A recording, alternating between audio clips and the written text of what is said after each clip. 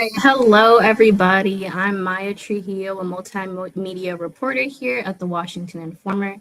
Today I have the pleasure of speaking with Richard Jackson, the director of DC's Department of Energy and Environment, and Alfred Carr, DOEE's branch chief of clean transportation and infrastructure. We'll be speaking about the electrification of transportation here in DC as part of the Informer's Clearing the Air series, which explores solutions to air pollution in the region. The series has been going on since April and runs until October, so just make sure you check it out on WashingtonInformer.com. Director Jackson and Alfred Carr, thank you so much for joining us today. How are you both? Good. Thank you. Thank you. So first off, do you mind just talking to me about your personal commitments to environmental and public health and how they align with DOEE's overall mission? Sure. I'm the kind of guy that always let my team who do all the work talk first. So I'm gonna let Al give you kind of his perspective since he's been in this position and he's more on the front line of air quality and EV and how we do that in the city. So Al? Yeah. I guess to me, DOEE is all about sustainability. So that definitely fits in with my personal philosophy. So great to be part of the DOEE team. Yep. And so for DOEE as a whole, the way I've always approached DOE since I've been here, we're here to serve the residents of District of Columbia. What does that mean in terms of Department of Energy and Environment? It's just that we are charged with ensuring that the air we breathe, the water we drink, the area that we walk around in are safe and protected from an environmental perspective. So that includes air quality, that includes environmental EVs and all of those things. So how EVs and the adoption of EV in the city, how that impacts residents from an environmental and public health perspective, that is the mission of DOEE. That's something we do throughout the agency, being one piece in terms of EV, but air quality being another component and all the things that go along with it. All those things tie directly with the mission of the agency and how we approach serving the residents and ensuring that everything they're interacting with in terms of the environment is from a healthy perspective. And we're just going to continue to monitor and always watch over that and improve it as best we can. So that's how, for me, I look at what we do, what the agency does, and what our mission is in terms of serving the residents. And so, can you just give our viewers a little insight into the environmental and public health benefits of electric transportation? Sure. I'll let you go first. Yeah. So I guess if you're a driver, if you're driving in your car and you pull up behind an EV, you'll notice they don't have a tailpipe. So unlike a gas or diesel vehicle, they're not burning fuel and putting pollution out into the atmosphere, which affects what people are breathing. Some people are sensitive to that. Some people have asthma. So more EVs we have, the cleaner the air is going to be, because we won't have any more of that exhaust and smoke going out. And then in another way, I would say it as well, again, as Al just said, the more or the less gas-powered vehicles that are on the road, the better quality air you have, right? You're not putting particulate into the air. You're not putting those kind of fumes into the air. So if we can reduce overall the traffic in the district by introducing more EVs and showing the benefits of EVs and how they are beneficial on multiple scales, then that allows air quality as a whole to be more improved. But not just EVs in terms of vehicles. Another bigger aspect to look at this is just transportation as a whole in the city. It's not just vehicles now. Now, with the expansion of electric bikes, expansion of scooters, love them, hate them, they're being used throughout the city. You could walk outside and you're going to see something zipping past you, taking somebody from point A to point B. All of those things mean that there's one less gas-powered vehicle on the road. And because of the way the city is being constructed now, a lot more things are closer, so you don't need to have a vehicle per se to go over long distances because, in some areas, a grocery store may be across the street or a block away. And so you don't have to travel that far. So the cumulative effect of having all those EVs, multiple types, multiple abilities to use them, allows the city to be healthier, because those components that have put X amount of pollutants in the air are no longer there. So again, air quality in the city as a whole has improved. Part of that is because of the introduction of EVs, and individuals, residents that purchase them see the benefits of them. And they may be purchasing them for their personal benefit, but that benefit is also amplified because that benefit is also applied to the rest of the city because of what they've done. So all those things are beneficial from a public health perspective, but then also an environmental perspective as well, in terms of our energy use as well, because the more EVs you have, the less need you have for gas stations, the less need you have for other type of infrastructure that may be more harmful than, say, a charging station that we, of course, we'll talk a little bit about later. But in terms of charging stations, again, that brings a way to power your vehicle, but it doesn't have any emission type concerns associated with it. So those are the biggest ways to look at it. So then, I mean, as you guys know, DC has goals for reducing greenhouse gas emissions by 50% by 2032 and transitioning to a 100% zero emission transportation sector by 2045. What has that process of electrifying transportation looked like so far, and what initiatives are sort of standing out to you all? Sure, I'll start this. So for me, the way I look at our goals, so in what I call the environmental game that we live in, that we work in, the improvements that we're always trying to make, mandates are set before us. Again, like you said, the 2032 and the 2045 are mandates that are placed before us. But the way I look at mandates, the way I look at these kind of things, and we're trying to get to a goal, is environmental issues, environmental improvement is a marathon. It's not a sprint.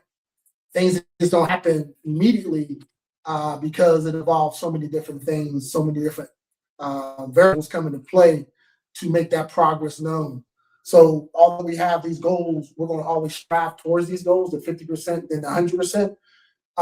We're always working towards those goals. But what I always like to remind people is, let's not lose sight of that goal. Don't let that goal blind us from the success we've already had, right? If I was to look at the city and where we were 5 years ago, where we were 10 years ago in terms of electrification of the city, and where we are right now in 2026, we've made substantial gains there. And so we're going to continue, and the goal is to continue to improve upon those gains. So we're going to continue to strive towards that 50%, towards that 100%. But am I going to say, I'm going to I'm going to do everything? There's too many variables that I can't control, but I know what I've accomplished and the successes this agency has had over the years. And so I don't like, or should I say, I always like to remind people that we've had great successes, and we're going to continue to strive forward because we've gotten better, right? Plus, in addition to those 10 years of improvement, there's also been 10 years of us getting better, technology getting better, and then us being aware of that and taking advantage of it. So we're going to continue to work on the 2032 goal, and we're going to continue to work on the 2045 goal. Going to continue to clean up the river. We're going to continue to do all those things we've been mandated to do. But again, I've been here 18 years now, so I see where we was at 10 years ago and where we're at now. And this agency has done some great work, and it's going to continue to move it forward. So what are some of those milestones that have been reached in the last 10 years that you're proud of?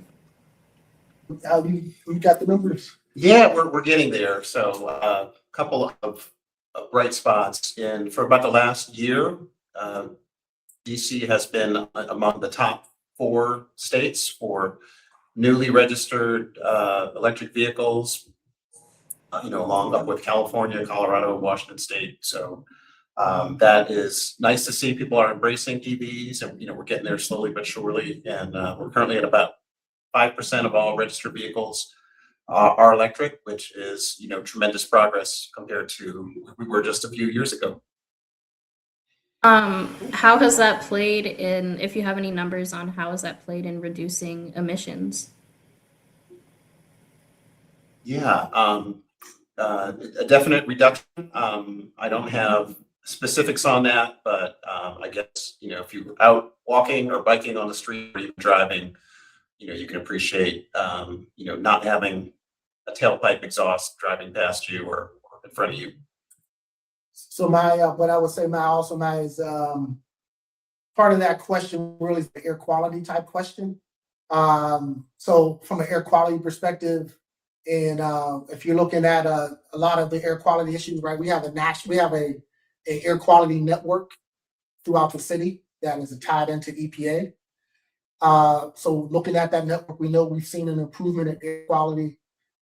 We measure those numbers every day. We track those numbers. We report those numbers. So we know that there's an improvement in air quality as a whole for the district. Then we've also done a lot more localized type air monitoring. So we've have a park bench program that we use now that's actually in 5 wards. I think we just recently had a park bench installed in May, I believe, because I was out in June, so it had to be May. That adds to that being able to track air quality throughout the city. So those 5 wards, we know that we have good numbers. In fact, before we started, I was on our website and looked up our park bench monitoring system just to look at what the air quality was and look at some of the numbers. So we know air quality is getting better, but part of that continuous monitoring that we do and looking at that network. But again, that's more of an air quality issue. And my air quality team would be more in line to get you those kind of numbers that you're looking for. Wonderful, thank you. So then what challenges have presented themselves in electrifying transportation here, both in the public and private sectors, and sort of how are those obstacles overcome? Sure, yeah, there's always challenges. There's always challenges. And again, that's what adds to the moving towards success, having to deal with variables that are beyond our control. I'll let Al talk about it because he's the one that has to deal with all those challenges pretty much on a daily basis, and some of the solutions he has to come up with keeps him entertained. So I'll let Al talk about some of the challenges he's faced in doing the EV chargers and everything else. Yeah, so I think, in the district here, we have a variety of housing types.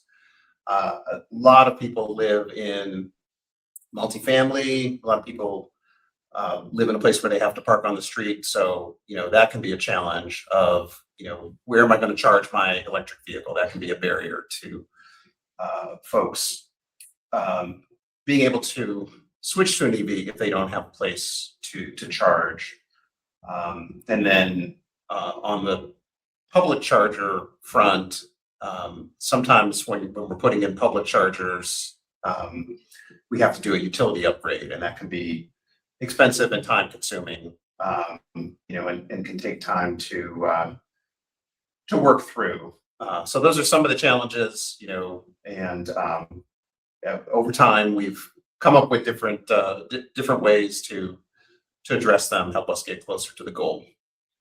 I mean, because if you look around the city, you'll see that there's a few more chargers, public available chargers around the city, right? If you go on Benning Road, right across from the Pepco Service Center, we recently installed 4 new chargers. There were 2 there at one point. I think now there's 4. Had an opening for that. And since I live up that way, I'm on that road a lot, and those chargers are constantly being used. So they're a great asset to the community. We've worked with Department of Parks and Recreation to try to get more chargers at rec centers so that people have access to. Al said, unless you have a garage at your house, it's hard to charge, and that causes made a little uncertainty in people wanting to move with an EV because they don't have a place where they can make sure they have power, right?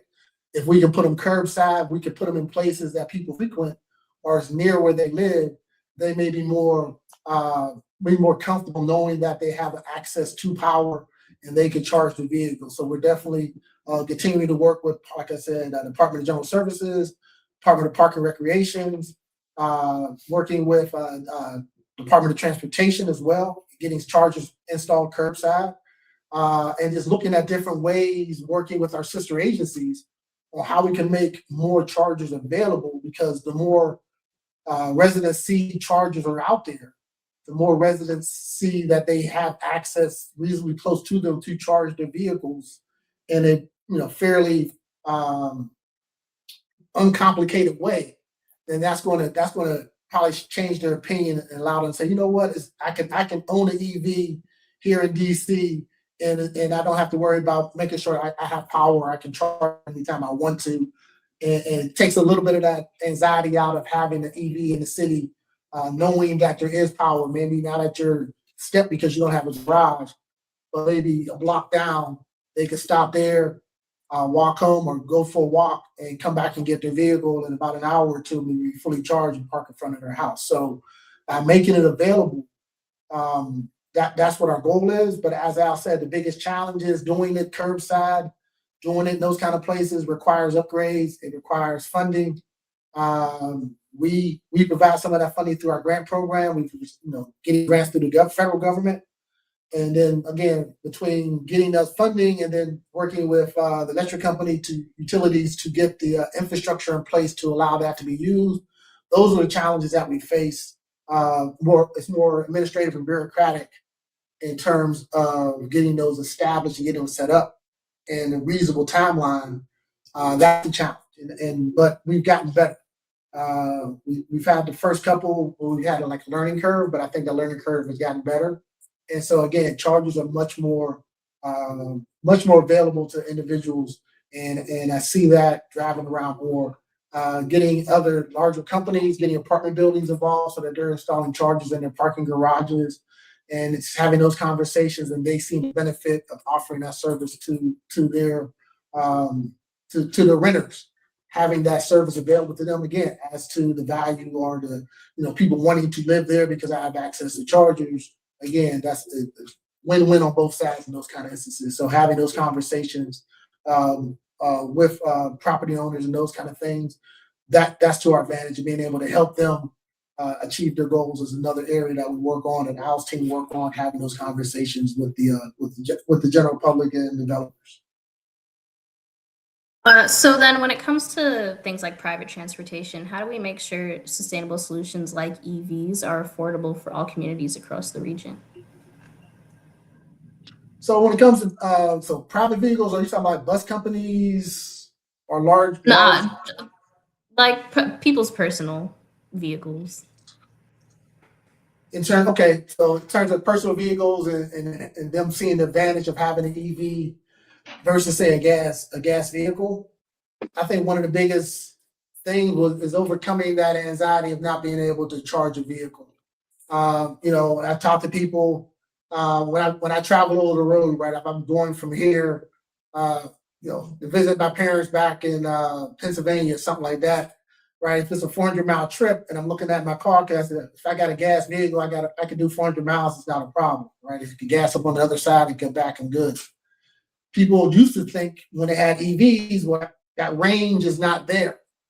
The technology has gotten better. The vehicles have gotten better.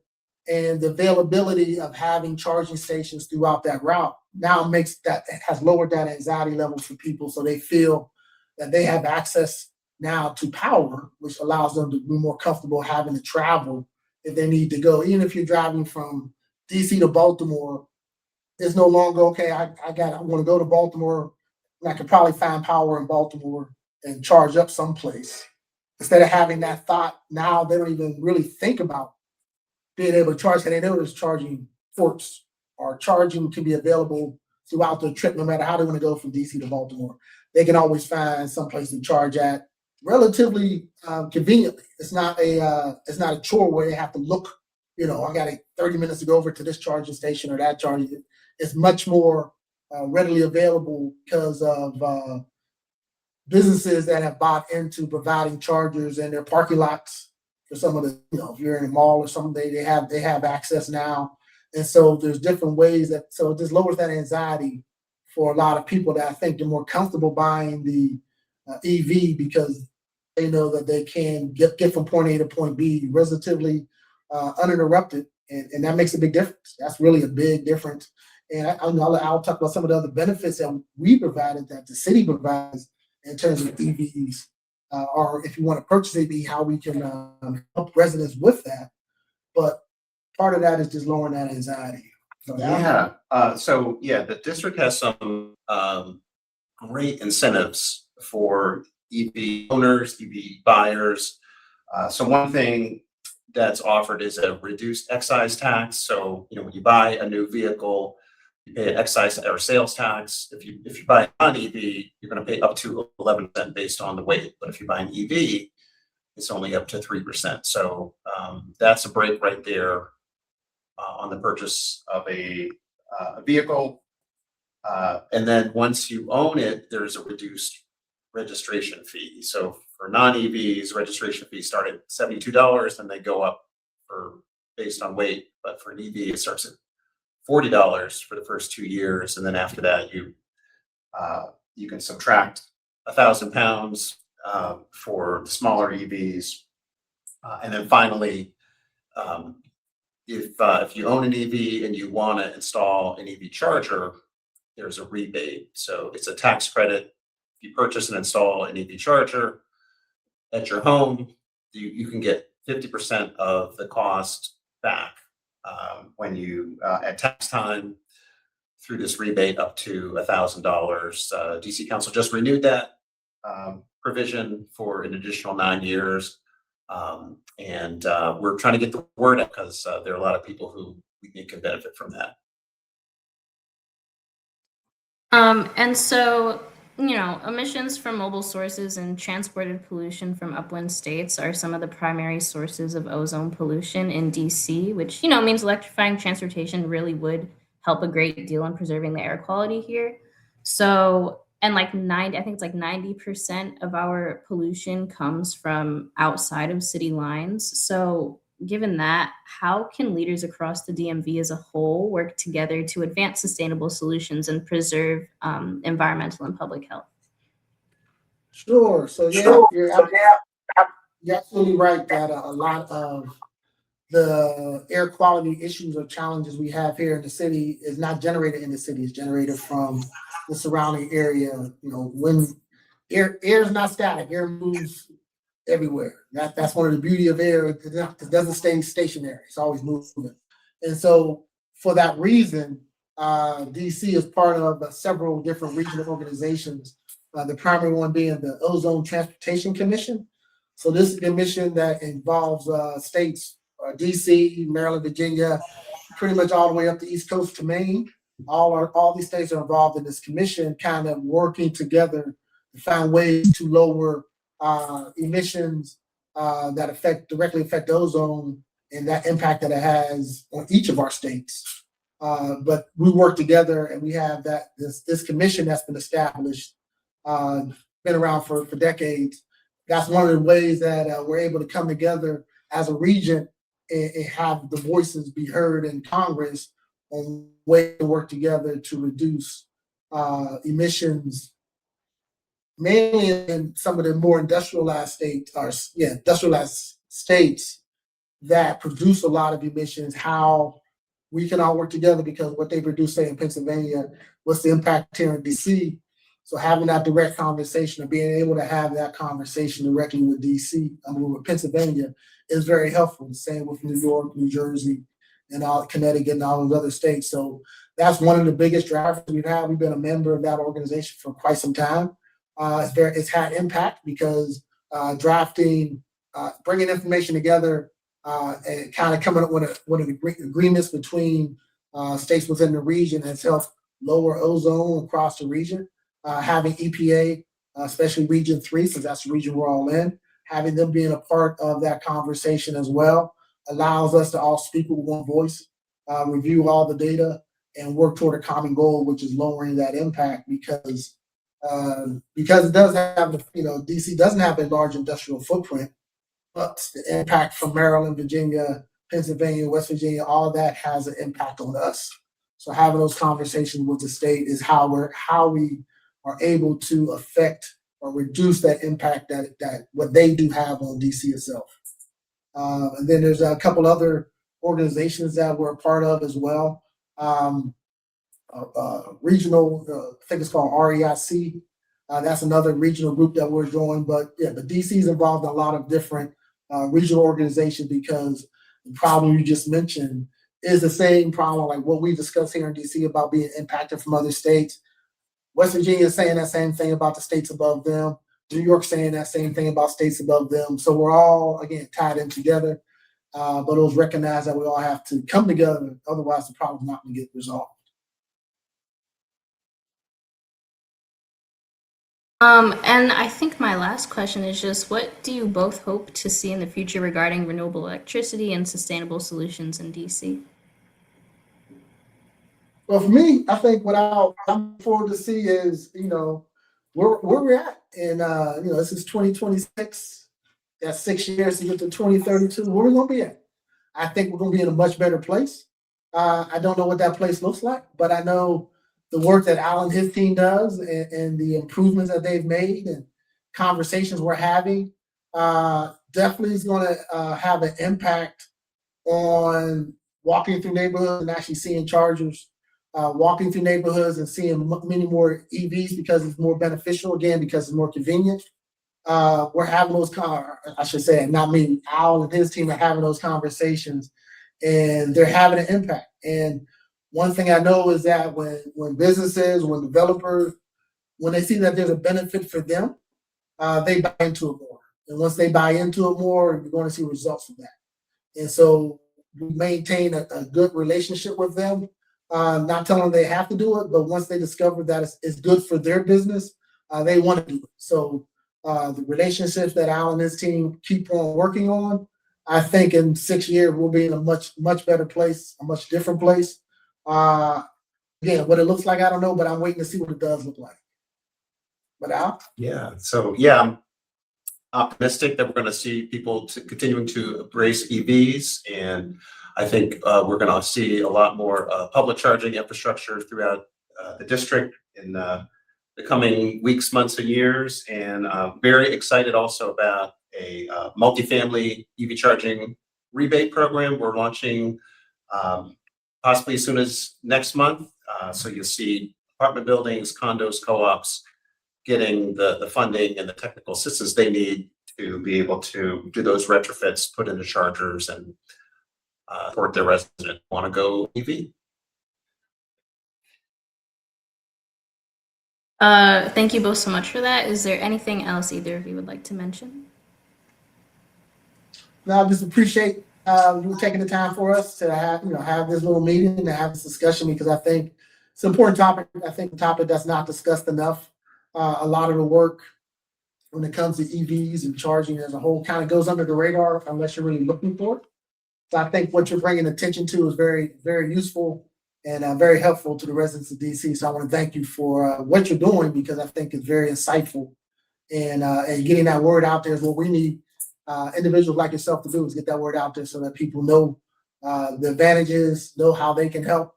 Always go to our website. If there's information, we'll look at our monitoring stuff, go to our website, and yeah, you'll see that the things are going on, but it takes individuals like yourself bringing light to it. So I really appreciate what you do. Thank you. You guys, thank you both so much for your time. This has been a really nice, really insightful conversation, and I'm, looking forward to seeing how the mission to electrify DC advances. And once again, for our viewers, if you'd like to learn more about different approaches across the DMV and protecting the region's air quality, please make sure you check out Clearing the Air, the series at WashingtonInformer.com, and make sure you keep up with all of DOEE's updates. All right. Thank you, guys. Thanks. Right. Have a good one. Thanks.